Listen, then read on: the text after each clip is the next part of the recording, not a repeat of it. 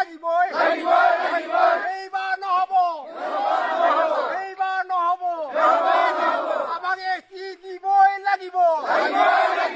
আজি আমাৰ এই হোজাই জিলাত আমি ধৰ্ণা কাৰ্যসূচী ৰখা হৈছে যে এইটোৱে আমাৰ যিহেতু আমাৰ নিজৰ প্ৰাপ্য কোচ আমি কোচ হিচাপে এছ টি হয় কিন্তু আমাক এছ টিৰ পৰা বঞ্চিত ৰাখিছে আৰু বিশেষকৈ বি টি চিত এই কেইদিনৰ ভিতৰতে কোচ এটা বুথ কমিটি হিচাপে গঠন কৰিছে। তাতে আমাৰ কোচ আৰু ৰাজবংশী বেলেগকে বনাইছিলে কিন্তু এতিয়া আকৌ হৈ আছে যে ৰাজবংশী জনজাতিসকলে মানে কোচ আৰু ৰাজবংশী একেই আমাক কিয় বিভেদ কৰি আছে বুলি কৈ আছে, আপত্তি কৰি আছে।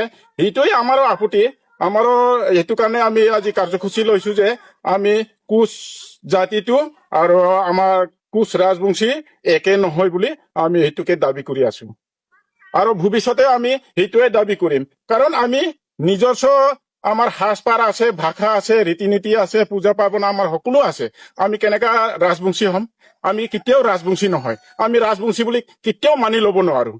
গতিকে আমি কোচেই আমাক কোচ ৰাজবংশী বুলি আমাক কৰিব নালাগে আৰু মোৰ এইটোৱে অনুৰোধ আমাক কোচ ৰাজবংশী বুলি ক'ব নালাগে আৰু কোচ ৰাজবংশী হিচাপে আমাক এছ টি নালাগে। যদি এছ টি দিব খোজে মাননীয় মহোদয়ে এছ টি দিব খোজে তেতিয়াহ'লে আমাক অনলি কোচ হিচাপত এছ টি দিব লাগে। সেইটোৱে আমাৰ অনুৰোধ। কোকৰাঝাৰত হাগ্ৰামাদাই যে হেতুকে যিটো আলোচনাত আমাৰ কোচ হিচাপে এক্সট্ৰাকৈ সদস্য দিয়া হৈছিল আৰু কোচ ৰাজবংশীসকলক এক্সট্ৰাকৈ সদস্য লোৱা হৈছে। সেইকাৰণে আমাৰ হাগ্ৰামা আমাৰ কোচৰ তৰফৰ পৰা হাগ্ৰামা আমি ধন্যবাদ জনাইছো। কিন্তু ইতিমধ্যে গম পালো এই মতে ৰাজবংশীসকলে যাতে একেটা জাতি বুলি সিহঁতে আমাক বাদ দি সিহঁতে একেলগে এছ টিটোৰ কাৰণে সিহঁতে যুঁজি আছে। কিন্তু আমি কেতিয়াও নামানো। আমি হাগ্ৰামাদাক ধন্যবাদ দিছো কিন্তু আমি কোচ হিচাপে আমাক সুকীয়াকৈ এছ টি হ'ব লাগিব।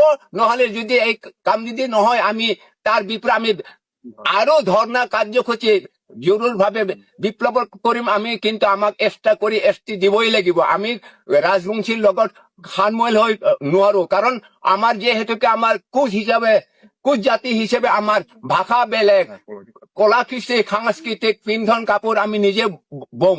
কিন্তু ৰাজবংশী হিচাপে সিহঁতৰ ভাষা নাই, সিহঁতৰ সংস্কৃতি নাই। গতিকে আমি চৰকাৰক আমি হেমন্ত ছাৰক আমি অনুৰোধ জনাইছো।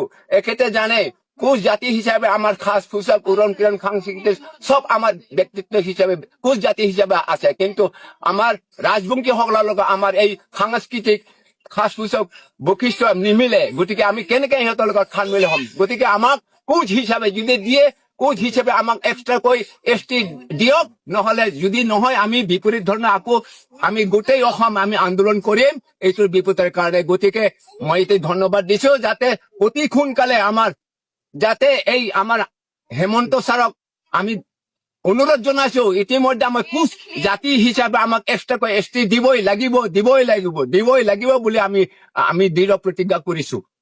মানে কো এছটি লাগি না মানে কত জাতিতে এছটি লাগি না we are ST we are ST কত জাতি খ্যাংটং কত জাতি খ্যাংটং